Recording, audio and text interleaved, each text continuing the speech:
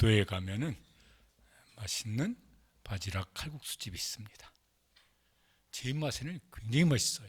그래서 제 개인적이든 교회 어떤 손님이 오면은 고기는 목사님 동네 가서 사 드시고 우리 동네에서 제일 맛있는 집으로 가서 식사하겠습니다. 그래서 그 집 가서 칼국수를 먹습니다. 제 입맛에는 맛있어요. 제가 먹는 약은 아닌데 비타민 C를 밥 먹으면 먹습니다. 전에는 이렇게 입에 구내염 이게 늘 달고 살았거든요. 근데 그 비타민 C를 먹고 나서는 없어졌어요. 그리고 거의 안 생겨요. 그래서 다른 분들은 모르겠지만은 입에 구내염이 자꾸 생기는 분 있으면은 비타민 C를 적극 권장합니다. 안 생겨. 내가 경험한 것, 그게 음식이 됐든 맛이 됐든, 와, 이거 정말 맛있다, 정말 좋은 거다 그러면은 다른 사람에게 적극 권장을 합니다. 가서 밥을 사 먹이든 그 약을 먹으라고 권하든 사서 주든 그렇게 합니다. 예수님을 믿는 것이 정말 좋은가? 너무 좀 질문이 그런데 한번 스스로에게 한번 답을 해보시기 바랍니다. 예수 믿는 게 정말 좋습니까? 이제 그러면 그 사람은 다른 사람에게 말할 거예요. 예수 믿는 게 정말 좋다고. 그 맛집 끝내주게 맛있는 집이라고. 이 약 한번 먹으면 아주 효과 직방이라고. 그러는 것처럼 얘기를 할 거예요. 그런데 신앙생활을 이제 아마 예수님 처음 믿고 나서는 그런 감격이 대부분 있으셨을 건데 지금은 더 커질 수 있게 되시길 축복합니다. 우리가 행복한 전도 축제 하는데 내가 예수님 믿는 게 좋아야 누구한테 말을 하지. 그저 그래 그거 교회 다녀봐도 그렇고 예수 믿는다는 게 그저 그래 이러면 누구한테 가서 말을 하겠어요? 말할 수가 없어요. 나도 그저 그런데 누구한테 말을 하겠어요? 여기 오늘 말씀에 보면은 예수님을 만났던 두 사람이 하는 행동이 나옵니다. 우리가 그렇게 됐으면 참 좋겠습니다. 또 예전에 그렇게 했던데 지금 안 그렇다면 다시 그게 회복되어졌으면 좋겠습니다. 한 사람은 안드레입니다. 이 안드레가 예수님을 이제 만납니다. 그러면서 맨 먼저 하는 일이 자기 형 시몬을 예수님께로 데려오는 일을 이제 합니다. 이 사람 본래 갈릴리 사람이고 어부였습니다. 그런데 메시아가 오시기를 사모하는 마음이 꽤 있었던 것 같아요. 그래서 그 어부 생활을 하면서도 세례 요한의 제자가 되어져서 세례 요한을 따르는 일을 이제 했습니다. 세례 요한이 이제 예수님 등장하실 그때 세례 요한이 이제 선포를 합니다. 보라, 하나님의 어린 양이로다. 무슨 소리냐면은 저분이 오시기로 한 그 메시아다 이런 말인 거예요. 안드레가 그 자기 스승인 세례 요한의 말을 듣고 예수님을 따르기 시작을 합니다. 그걸 보고 예수님께서 이제 안드레를 이렇게 초청을 하십니다. 뭐라고 하시냐면은 예수님도 저렇게 안드레를 초청하셨어요. 와서 보라 초청을 하셨어요. 그리고 이제 예수님을 따르기 시작합니다. 후에 이제 예수님께서 그를 제자로 이렇게 삼으십니다.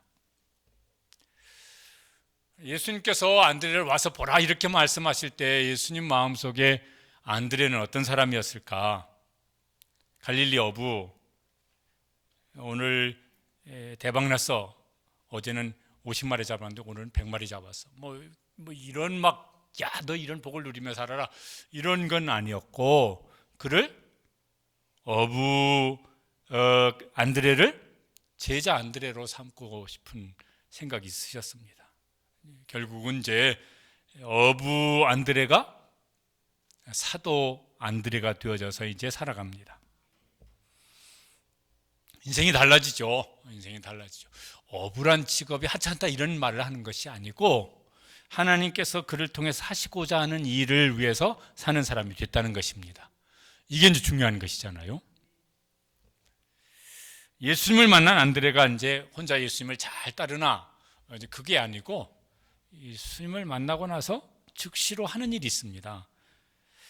혼자 예수님 잘 믿어야지 이런 생각이 안 들었고 뭐냐면은 내가 예수님을 만났다는 걸, 내가 만난 예수님을 누군가에게 말하지 않으면 안 될 이런 뭐 막 이렇게 감격이었을지, 그런 마음의 어떤 압박감이었을지 모르겠지만 그게 이제 마음속에 이제 아주 커져 버렸습니다. 그래서 뭐 하냐면 41절에 보면은 예수님을 만난 다음에 먼저 하는 일이 나옵니다. 뭘 합니까?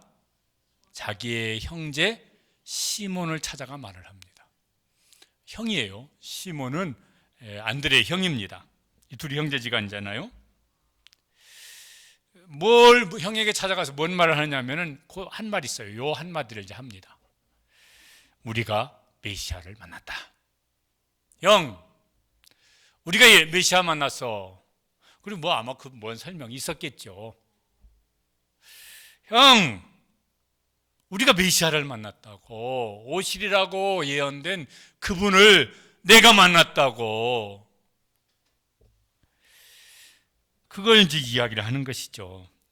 아마 이 안드레 마음속에 이렇게 말하고 싶어서 막 가슴이 뜨겁고 입이 근질근질거리고 그랬었던 것 같아요.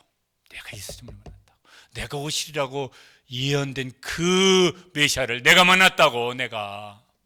그런데 이거 내가 만난 이걸 혼자 알고 있으면 안 될 것 같아. 이거 말해야 되겠어. 누구한테 말해야 될까? 제일 가까운 자기 형 시몬에게 말을 하지 않으면은 안 되겠다는 이런 마음이 든 거예요. 야, 이거 꼭 말을 해야 돼. 이건 무슨 일이 있어도 이거 알려줘야 돼. 이런 마음이 이제 안드레 속에 있는 것입니다. 예배를 드립니다. 예수님을 만났습니다. 예수님을 믿습니다. 우리 속에 막 크게 지금도, 예전에는 그런 막 뜨거움이 있었나. 내가 만난, 내가 믿는 예수님, 나의 구주 예수님, 이거 말 안 하면 안 돼요. 이런 것이 옛날에는 있었습니까? 지금도 있으십니까? 그렇게 있는 게 그게 정상인데. 하다못해 칼국수도요, 전에 먹을 때 맛있었어요. 그런데 요번 가서 또 먹으면 또 맛있어. 그 다음에 또 가서 먹으면 또 맛있어. 먹을 때마다 맛있어요. 예배 드릴 때마다, 성경 말씀을 읽을 때마다, 기도할 때마다, 찬송할 때마다 예수님이 여전히 좋아. 더 좋아. 그런 은혜가 늘 우리 속에 마르지 않는 샘처럼 솟아나게 되시기를 축복합니다. 그러면 이제 입이 근질근질하죠. 이제 또 만나면. 근데 그게 식으면 우리가 말을 않게 되어져요. 저라도. 근데 이제 말을 했습니다. 말을 했는데 이게 이 자기 형 시몬의 반응이 다 그렇게 신통치는 않았던 것 같아요. 그러니까 이제 안드레가, 야, 이거 말만 해가지고는 안 되겠네. 그래서 어떻게 하냐면 형 손 붙잡고 42절에 보면 그 다음에 뭐 하냐면 저렇게 합니다. 어떻게 합니까? 데리고 예수께로 오니, 말했는데 이거 가지고는 이게 좀 이렇게 안 될 것 같아요. 그래서 형을 데리고 뭐라고 말했는지 모르지만은, 형 내 부탁인데 한 번만 들어줘. 야, 고기 잡으러 가야지. 지금 돈 들어갈 데가 얼마나 많은데. 하여튼 그건데, 내가 그 돈 내가 줄 테니까 내 말 한 번만 들어줘. 뭔데? 내가 만난 예수님한테 한번 같이 가보자고. 이걸 이제 한 거예요. 그렇게 해서라도 자기가 만난 메시아 예수님을 우리 형도 좀 만났으면 좋겠어요.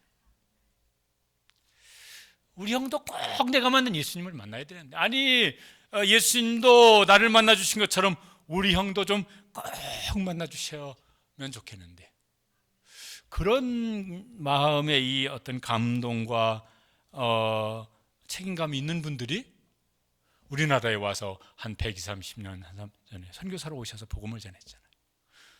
저 양화진 한번 가셔서 그 선교사 묘역을 한번 둘러보시면요,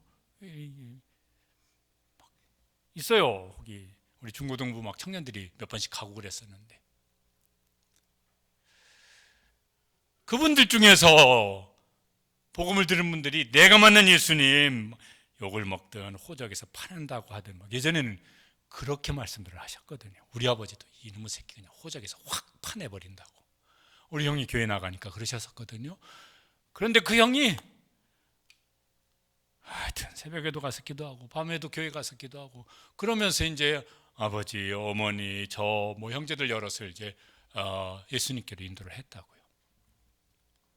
그렇죠. 야, 내가 만난 예수님을 우리 아버지가 만나야 되는데, 우리 어머니가 만나야 되는데, 내 동생이, 내 형이 만나야 되는데, 그런 분들이 자기 가족을 전도하기 시작했고 이웃을 이제 전도하기 시작한 것이잖아요. 안드레 마음이 이제 그랬었습니다.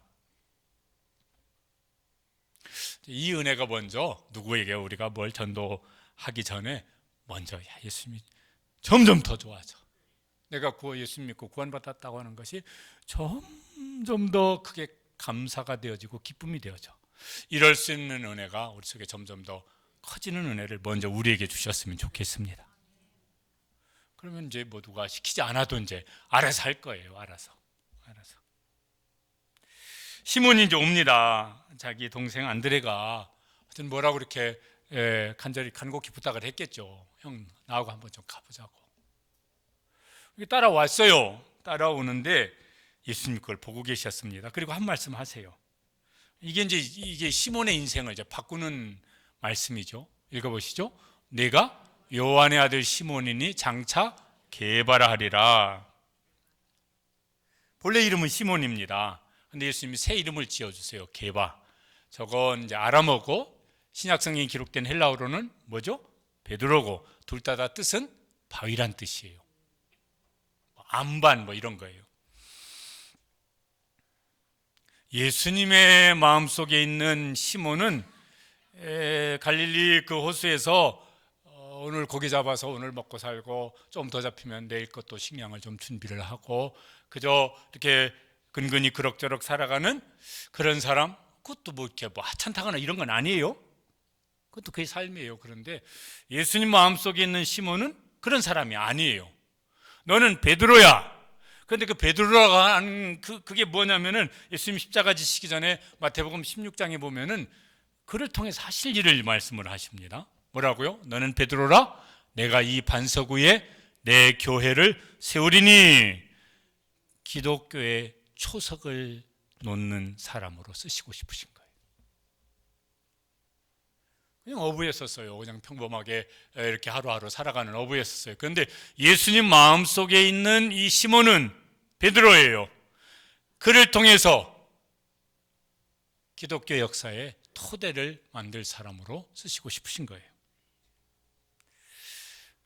우리가 이런 말 이제 이렇게 합니다. 주로 이제 아이들한테. 어른도 꽤 중요하지만은 내가 생각하는 나가 있어요. 어떤 사람은 자기를 너무 과장되게 생각하는 사람이 있고 분수에 지나치게, 어떤 사람은 자기를 너무 과소평가하는 사람도 있고, 둘 다 안 맞는 것 같아요. 진짜 중요한 건 뭐가 맞는 거냐면은 예수님이 생각하시는 나예요. 하나님이 생각하시는 나예요. 그게 정답이에요. 예수님이 생각하시는 시몬은 기독교의 교회의 초석을 놓는 그런 일을 하는 사람이에요. 그리고 이제 그렇게 살았죠, 평생. 주님이 생각하신 그 삶을 베드로가 이제 죽을 때까지 그렇게 이제 살았습니다. 그래서 오늘날 베드로 한 사람의 역할이라고 다 할 건 아니지만, 그럼 오늘날 교회가 있는 거예요. 하나님의 은혜죠. 은혜지만은 더 가깝게 이제 원인을 또 한 군데 찾자면 안드레 덕분입니다. 안드레가 여러분 성경에서 안드레는 무슨 일을 했는지 많이 안 나와요. 근데 안드레가 한 결정적으로 중요한 일은 자기 형 시몬을 예수님께로 데려와서 그 시몬이 베드로가 되게 하는 일에 징검다리 역할을 했다는 것이. 생계를 위해서 그냥 하루하루 살던 어부 시몬이 기독교 역사의 기둥과 같은 사도 베드로가 되어져서 그렇게 이제 삽니다. 예수님을 만나면은 예수님께서 그 사람의 인생 속에 예수님이 하시고자 하는 일들을 해나가기 시작하십니다. 그게 우리의 신앙생활이 되어야 합니다. 또 그것이 우리의 신앙생활이 되시기를 힘쓰고 그런 은혜를 주시기를 주님의 이름으로 축복합니다. 우리가 이제 품고 있는 태신자들이 있으세요. 내 나름대로 이제 그 사람을 생각하는 생각이 있어요. 저 사람은 이런 사람이다. 그 사람은 그런 사람이다. 그게 맞을 수도 있고 안 맞을 수도 있는데 중요한 건 뭐예요? 예수님이 그 사람 어떻게 생각하고 계실까? 근데 그거 나한테 알려주시는 건 꼭 아니에요. 그 사람이 예수님을 만나면 예수님께서 그 사람에게 그 생각을 주시든 무슨 꿈을 주시든 비전을 주시든 뭘 주시든 하셔서 그걸 이루어 가실 것입니다. 그게 이제 중요하죠. 그러면 그 사람의 인생이 이제 하나님 앞에서 정말 귀한 인생이 이제 되어질 것입니다. 우리가 이제 그 일에 이게 안드레처럼 누군가가 우리에게 안드레 같은 역할을 한 사람이 있었죠. 우리도 누군가에게 안드레 같은 역할을 잘 하시는 요 행축 기간이 되어지고 이 이후에도 이제 그건 우리가 평생 해야 될 일이지만은 그 일을 잘 하셨으면 좋겠습니다. 그러면 우리가 그 사람을 뭐 어떻게 뭘 유익을 주거나 도울 수 있는 건 뭐 별로 그렇게 많지 않을 거예요. 그런데 그 사람을 하나님이 붙잡으시고 예수님께서 그 사람 붙잡으시고 생각하신 그 일을 그 사람 통해서 이루신다고 그러면은 우리는 그 사람에게 최고의 유익을 줄 수 있는 그런 어떤 도우미 역할을 이제 하는 것이 될 것입니다. 이 일을 우리가 잘 감당할 수 있게 되시길 바랍니다. 또 한 사람이 나옵니다. 이 사람은 이제 빌립이에요. 빌립은 시몬, 안드레 같은 동네 사람이라고 나옵니다. 그러니까 이 사람도 어부였을 것 같아요. 거기가 다 이렇게 이제 거기 갈릴리 호수에서 물고기 잡아서 생활을 하는 사람들이니까. 그런데 예수님께서 이 빌립도 만나 주셨습니다. 성경에 모든 사람을 다 예수님께서 이렇게 만나시고 다 제자 삼으시고 이건 아니에요. 그런데 만나 주신 사람이 분명히 있으세요. 43절에 보면은 그 다음 날 안드레와 베드로를 만나 주신 그 다음 날 빌립을 이제 만나십니다. 이튿날 예수께서 갈릴리로 나가려 하시다가 빌립을 만나 이르시되, 빌립을 보시면서 다른 말씀 안 하시고 그냥 곧장 이제 초청을 하십니다. 뭐라고요? 나를 따르라. 그러니까 빌립이 뭔 다른 얘기 없이 그냥 예수님을 따르는 사람이 되어집니다. 물론 그 사이에 무슨 고민이 있었는지 뭔 대화가 있었는지 성경에 기록이 안 돼 있으니까 모르겠지만 있는 대로만 보면은 예수님은 빌립을 보면서 곧장 나를 따르라. 그리고 빌립은 딴소리 없이 예수님을 따르기 시작한 것입니다. 왜 빌립을 예수님께서 이렇게 초청을 하실까? 그러면은 그 결과를 보면 이제 예수님 마음속에 빌립도 마찬가지였어요. 안드레를 부르실 때나 시몬을 부르실 때나 빌립을 부르실 때나 예수님 마음속에는 자기 생계를 위해서 살던 사람, 그런데 하나님 나라를 위해서 예수님의 제자로서 사도로서 쓰시고 싶은 사람, 그렇게 그 인생을 바꿔 쓰시고 싶으셨어요. 그래서 이제 초청을 하신 것이죠. 그래서 빌립도 12 제자 중에 한 사람이 되어지죠. 갈릴리 어부 빌립이 사도 빌립이 되어집니다. 이게 세상 사람들 보기에는 그게 그저 그런 일이죠. 그게 뭔 대단한 일이겠습니까? 예수님께서 보시기엔 어떠실까요? 대단한 일이죠. 여러분, 그게 중요합니다. 사람들 보기에 대단한 것도 좋을 수도 있는데 사람 보기에 대단한 것이 오늘날 굉장히 대단한 만큼 부끄러움이 되는 일도 보니까 많더라고요. 그런데 그것보다 더 중요한 것은 주님이 보시기에 대단한 것이 진짜 대단하고 오래 대단하고 영원히 대단한 것인 줄로 믿습니다. 이제 그 길을 가는 게 훨씬 더 지혜로운 것입니다. 세상 가치로 보면은 예수님 제자들이 제자된 다음에 사는 형편은요, 갈릴리 어부였을 때보다 형편이 더 안 좋았어요. 먹고 사는 형편이. 그러니까 세상 가치 기준으로 보면은 아이고 저 사람들 저 인간들 예수 따라다니면서 아주 직사하게 고생이나 하고 이러해서요, 왜 인생 저렇게 사냐 이랬을지도 모르겠어요. 하나님 나라 가치로 보면은 먹고 사는 건 더 어려워진 측면도 있어요. 가끔은 막 이렇게 누가 예수님 대접할 때 함께 이렇게 근사한 식사를 한 적도 있기는 하겠지만은, 근데 하나님 나라 가치로 보면 영원토록 잘 산 사람들이잖아요. 여러분 그렇게 인정하십니까? 영원토록 잘 산 사람들이죠. 영원토록 최고로 잘 산 사람들이죠. 그게 더 중요하지 않습니까? 예. 그래서 빌립이 이제 예수님을 따르는데, 빌립도 보면은 예수님을 만난 다음에 야, 감사하다, 나를 불러주시다니. 성경이 다 그렇지도 않죠. 막 예레미야 같은 사람은 슬프도소이다, 왜 나를 부르십니까? 이러면서 막 그 감사하게 여기지 않는 사람도 있기도 하지만은 하여튼 어쨌든 예수님을 따릅니다. 나를 이제 불러주셨으니까 내가 열심히 예수님을 따라야지, 이런 생각이 앞선 것이 아니라, 그게 기본적으로 있는데 빌립도 이거 말해야 돼. 내가 예수님을 만났다는 이 사실을 이거 알려줘야 돼. 이런 마음이 제일 먼저 들었던 모양이에요. 그래서 어떻게 하냐면은 사람을 찾아갑니다. 45절에 보면은 자기 동네 사람인 것 같아요. 친구인지 이웃인지 모르겠는데 빌립이 나다나엘을 찾아갑니다. 나다나엘은 예수님 12제자의 이름 중에 보면은 저 이름 대신 바돌로메라고 이렇게 이름이 기록된 데도 있어요. 아마 그 사람이 그 사람일 거라고 이제 그럽니다. 찾아가서 자기가 만난 예수님을 이제 얘기합니다. 45절에 보면은 이제 빌립은 어부이지만은 성경에 예언된 메시아가 오기를 기다리는 마음이 많이 있었던 것 같아요. 45절 같이 읽어보시죠. 모세가 성경에 기록하였고 여러 선지자가 기록한 그 일을 우리가 만났으니 요셉의 아들 나사렛 예수시라. 그 일은 이제 메시아예요. 내가 메시아를 만났어.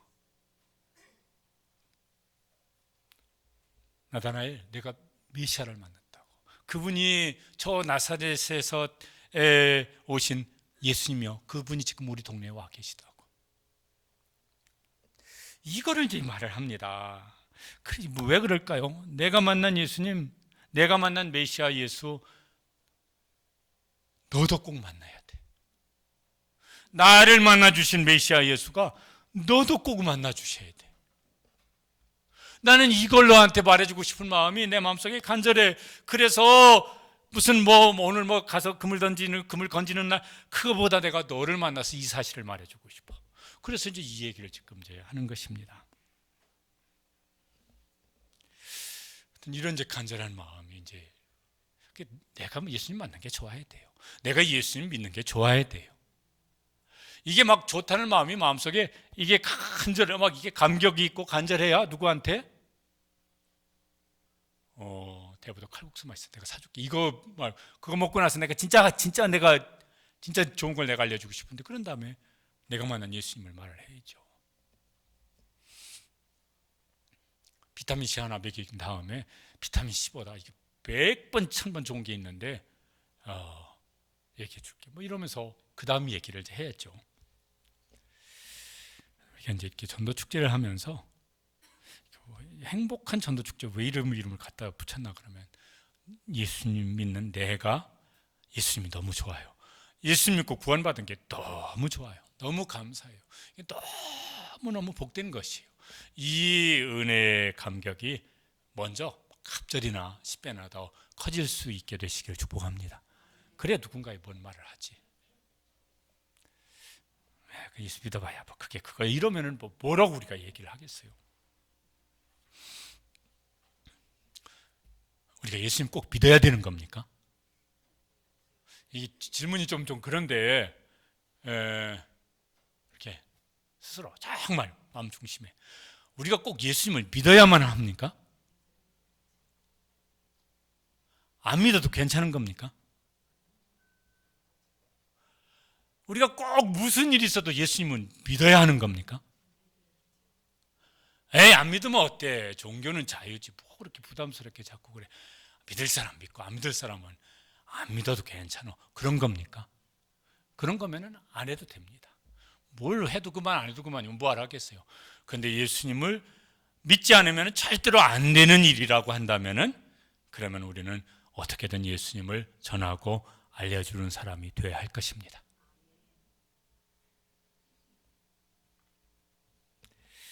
나다나엘이 이 빌립의 전도를 받은 거예요. 초청을 받은 거예요. 그런데 반응이 영 신통치가 않습니다. 아니, 신통치 않은 정도가 아니라 거부해요. 거기 46절에 보면은 나사렛에서 무슨 선한 것이 날 수 있느냐, 나사렛은 예루살렘이 지금으로 하면 우리로 하면 서울이라면 나사렛은요 저기 어디 지방 변두리예요. 그 당시로 하면은 이렇게 전쟁이 일어나면 많이 거기서부터 쳐들어오니까 침략도 많이 당하고, 그래서 인종적으로도 이렇게 섞이게 되어지고 신앙적으로도 변질이 되어지고 이런 일들이 이제 먼저 일어나는 지역이에요. 그러니까 나사렛에서 무슨 선지자가 나겠느냐, 예수님이 선지자라고 할 때 에이 그런 데서 무슨 선지자가 나와. 또 이 지금 나다나엘은 자기도 그 동네에 살고 있어요. 갈릴리는 넓은 지역이고 나사렛은 거기 한 동네거든요. 그러면은요 자기도 나 같은 게 뭘, 이런 의미도 있고, 우리 지역 출신 거기서 뭔 개천에서 용이나 뭐 이런 것이에요. 자기 비하도 그 속에 또 포함되어 있어요.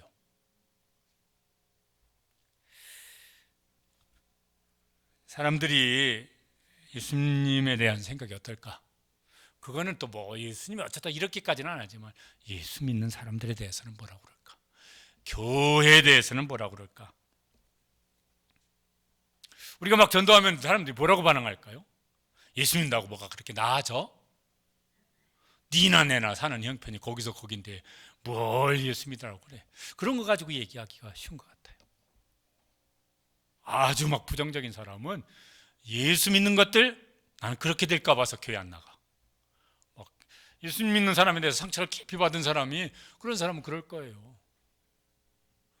예전에 우리가 알파할 때 오래전에 한 분이, 어떤 남자분이 이제 게스트로 오셨는데 그 다음 주에 안 나오신다고, 왜 안 나오시는지 이유를 들어봤더니 그렇게 안내하는 분이 막 이렇게 있잖아요, 치마 들고 막 이렇게 인사하면서 맞이했는데 그 사람 때문에 안 나온대요. 왜? 그놈이 내 돈 떼어먹고 도망간 놈이라서. 그런데 지는 먹고 살만한데 내 돈은 아직도 안 갚는다고. 그런데 그놈이 그 교회 앞에 떡하니 서 있더라고. 그래서 안 간다고. 지어낸 얘기인지 핑계댄 건지 모르겠지만, 교회 다닌다고 뭐 사람이 뭐 나아지냐? 뭐 사람들 이런 말 하기도 합니다. 그건 참 그러죠. 그건 우리가 이제 은혜를 구하고 노력도 하고, 그래 내가 이렇게 뭐 크게 달라지진 않았지만 나도 그렇게 달라지려고 애를 써. 그 어떤 분이 이렇게요, 이렇게 이제 간증 중에 이런 얘기가 있더라고요. 이분은 술도 많이 드시고 아침에 조간 신문과 함께 퇴근을 했다가 아침밥 먹고 출근하시고 막 이런 걸 이제 막 다반사로 하시고. 그런데 교회를 나간다고 그랬대요. 야, 너 뭐 교회 잘 알아? 잘 몰라. 성경 잘 알아? 나도 잘 몰라. 뭐 예수 믿다며? 뭐 예수가 누구야? 나도 잘 몰라. 그러면서 뭘 교회 다닌다고 뭘 술 안 먹겠다고 뭐 그딴 소리는 하냐? 먹어.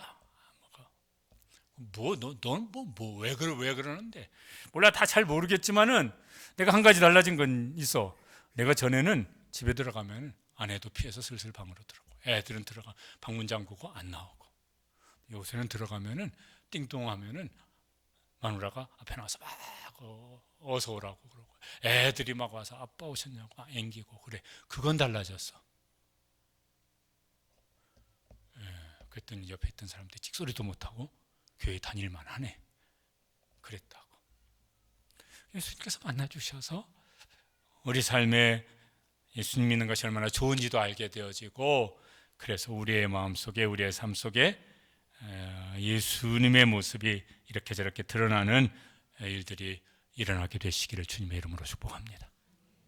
말로는 사람이 여러분요, 막 말로 우리가 어떤 태신자를 막 말로 설득을 해서 그 사람이 설득 당해서 교회 나오겠습니까? 어려울 것 같아요. 혹은 막 언쟁을 했어. 막 논리 싸움을 해가지고 내가 논리적으로 딱 압도를 해가지고 언쟁했어. 내가 이겼어. 나올까요? 기분 나빠서 안 나올 거예요. 지가 뭘 잘한다.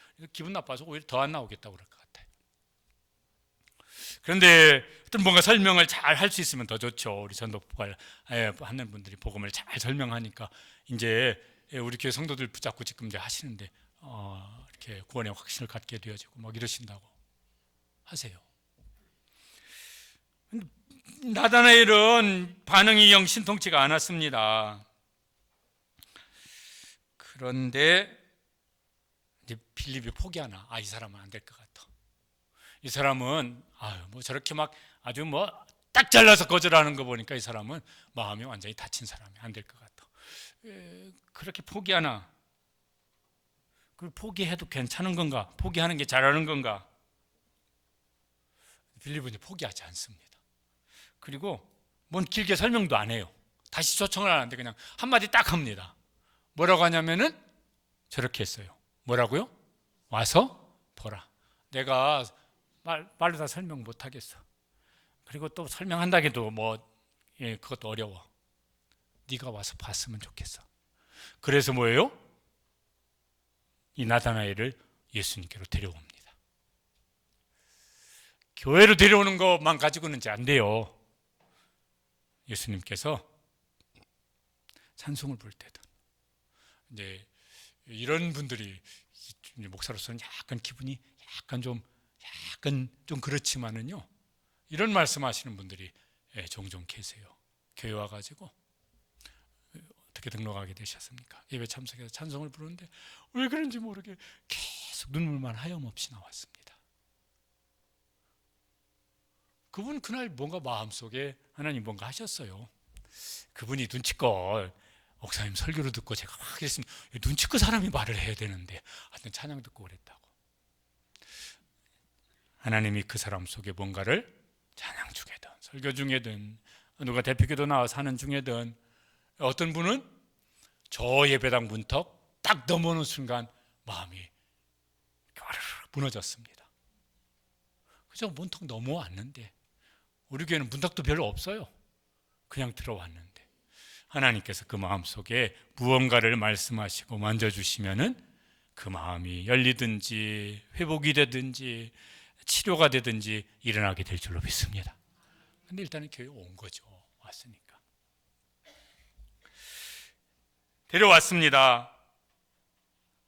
아마 필립이 이 말을 할 때 와서 보라 요 한마디지만은 아주 간곡하게 얘기했을 것 같아. 마음을 다담아서 아주 간청을 해서 말을 했을 것 같아요. 예수님도 누가복음에 보면은 그렇게 말씀하신 일이 있어요. 저렇게 말씀하신 일이 있습니다. 한번 읽어보시겠습니다. 길과 산울가로 나가서 사람들을 강권하여 데려다가 내 집을 채우라.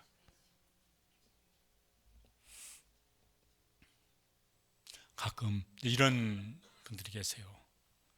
많이 진행됐어. 근데 막 이렇게 나이 드신 분 중에 털어는 이거 계속 치료받으면은 요즘에는 보험이 그래도 막 잘 되어 있으니까 예전 같으면 빚만 물려주고 죽으면 안 되는데 치료는 안 받겠다고. 이거 어차피 치료 안 되는 병이니까 안 받겠다고. 근데 속마음은 뭐예요? 이거 치료에 많이 들어가고 빚지고 죽으면 어차피 죽을 건데 빚만 물려주고 죽으면 안 되는데 막 이런 마음 때문에 안 하겠다고. 근데 막 진짜 병약이 있어. 이거는 진짜 이거 이 약 쓰면은 치료가 되어져. 그 가족이 그런 약이 있다는 걸 알아요. 근데 나는 살 만큼 살았어. 난 치료 안 받아도 돼. 그거 한다고 낫는 거 아니야. 그만 또 그러면 생각 잘 하셨어요. 싫대잖아 본인이. 이러고 말겠습니까? 안 그러겠죠. 누가 그러겠어요. 무슨 수를 써서라도 암만 싫다고 그래도 무슨 약을 먹어야 된다고 해서 먹일 거예요. 그게 확실하게 낫는 약이라고 한다면은 그럴 거예요. 그때 얼마나 아주 강권하겠어요. 눈물로 통사정을 해서라도 먹으라고 그렇게 할 거예요. 빌립의 심정이 어땠는지 모르겠지만 어쨌든지 그렇게 초청을 합니다. 부정적이던 이 나다나엘이 초청에 응함합니다. 그런데 중요한 건 예수님이 그 사람을 만나주세요. 47절에 보면은 예수님이 말씀하세요. 빌립이 더 이상 뭐라고 말하지 않아요. 한번 읽어보시겠습니다. 자기에게 오는 것을 보시고 보라 이는 참으로 이스라엘 사람이라 그 속에 간사한 것이 없도다. 뭐냐면 저게 무슨 소리냐면요, 나다나엘이 어떤 사람인지 예수님이 알아주시는 거예요. 나다나엘이 저 말을 들으면서 마음이 열렸어요. 나를 어떻게 아십니까? 사람이 말을 했으면 저게 안 됐을 텐데 예수님이 그를 알아주는 말씀을 하세요. 왜? 예수님이니까 아시죠. 그러니까 마음이 열렸어요. 그러니까 예수님이 한 말씀 더 하십니다. 48절에 보면은 이렇게 말씀하셨습니다. 너를 부르기 전에 네가 무화과 나무 아래에 있을 때 보았노라. 이게 뭐냐면요, 나다나엘이 무화과 나무 아래에 있다는 것은 그 당시 사람들이 어떤 뭐 기도하던 이런 장소예요.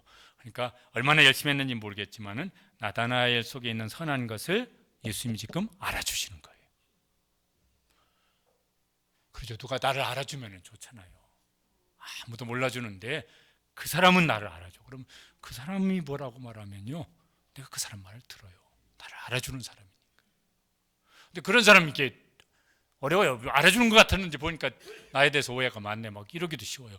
근데 예수님이 우리를 알아주시면은 진짜로 알아주시고 깊이 알아주실 줄로 믿습니다. 그러니까 우리가 누구를 초대해야 돼. 내가 뭘 말로 막 이렇게 하는 것도 좋은데 예수님께서 그를 알아주시도록, 찬양 중에든 설교 중에든 기도 중에든 예수님께서 그를 알아주시고 만나주시기를. 요새는 잘 안 불러본 것 같은데 예전에 이제 이 찬양 부르면서 이렇게 위로를 받았던 일이 여러 번 있었던 것 같아요. 주님과 같이 내 마음 만지는 분은 없네. 오랜 세월 찾아 난 알았네. 내겐 주밖에 없네. 그렇지, 주님이 알아주시지. 그러면 됐지. 사람들이 못 알아줘? 그러니까 사람이지.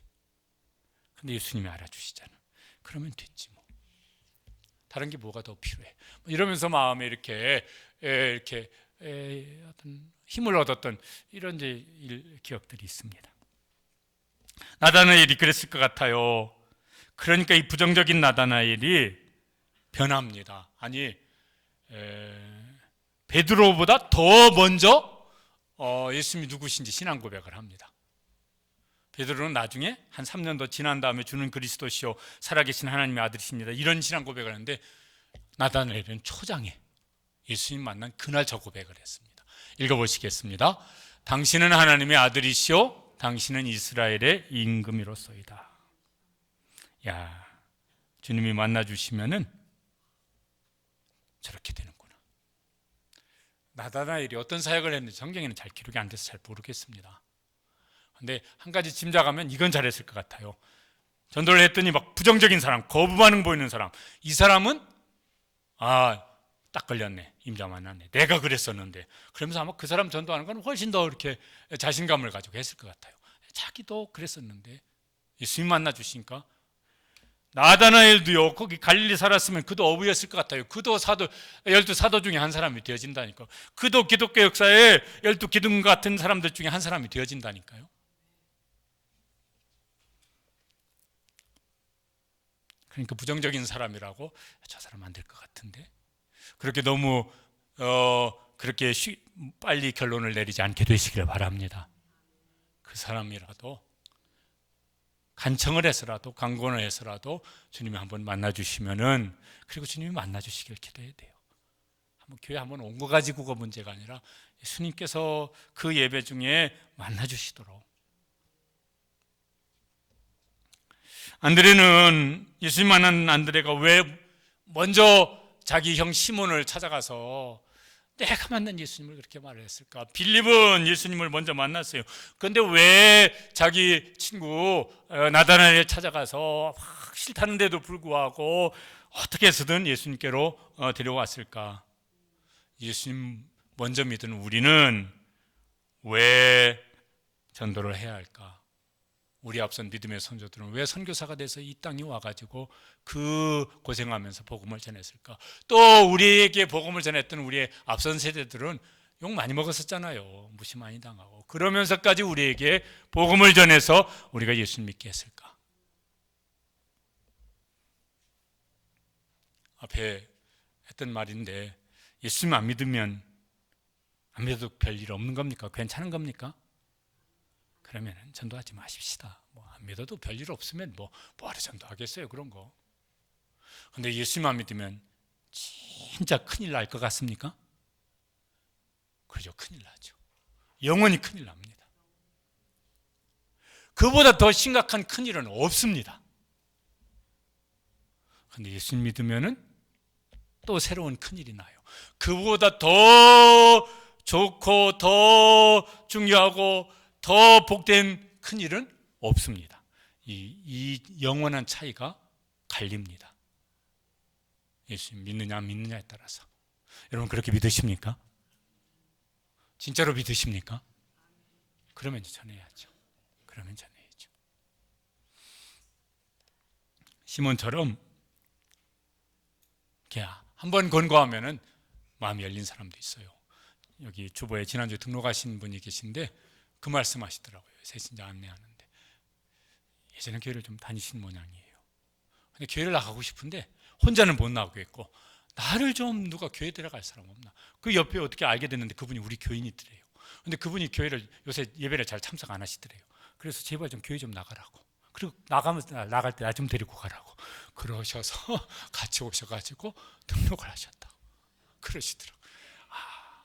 그렇게 목마른 분들도 계시구나. 근데 우리가 누군지 몰라서 얘기를 안 해봤으니까 모르는 거지. 나다나엘처럼 처음에는 거부를 해요.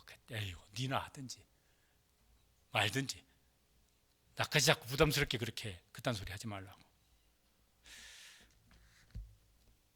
그런데 빌립은 포기하지 않았거든요. 그래서 나다나엘이 12사도 중에 한 사람이 되었습니다. 말하는 게 좀 막 부끄러워. 막 이렇게 막 내가 예수 믿는 난 뭐 이런 말하는 게 부끄러워. 그런데 그럼에도 불구하고 막 진짜 아주 간절하게 복음을 전했던 사람 중에 요한복음 여기 1장인데 4장에 수가성 여인이 나옵니다. 이 여인이 동네 사람들에게 찾아가 가지고 뭐라고 말하냐면은 내가 행한 모든 일을 내게 말한 사람을 와서 보라. 이 여인이 사연이 많잖아요. 전에 살았던 남편이 5명이라고. 지금 살고 있는 남자는 남편도 아닌 사람하고 지금 살고 있다고. 얼마나 사연이 많은 사람이에요. 그것도 이게 조그만 동네에서 소문이 다 났을 거 아니겠어요. 그래서 사람들 피해서 불길로 왔다가 예수님을 만나고, 근데 예수님을 만났더니 내가 이 사람들 앞에 부끄러운 모습이냐, 이거보다 더 중요한 것은 이 동네 사람들이 예수님을 만나는 게 더 중요해요. 그 동네 가운데 사람들 찾아가가지고 불러 모아가지고 내가 행한 모든 일을 내게 말한 사람을 와서 보라. 그리고 예수님께로 이 사람들을 인도를 합니다. 그리고 그 동네 사람들이 다른 사람이 말하면 또 모르겠는데 이 여자가 말을 하는 걸 들으니까 가서 한번 만나봐야 될 것 같아요. 그 주르르 나와가지고 예수님을 만나고, 그래서 막 예수님한테 며칠 더 머물라고 그래서 요새로 말하면 부흥회를 하십니다.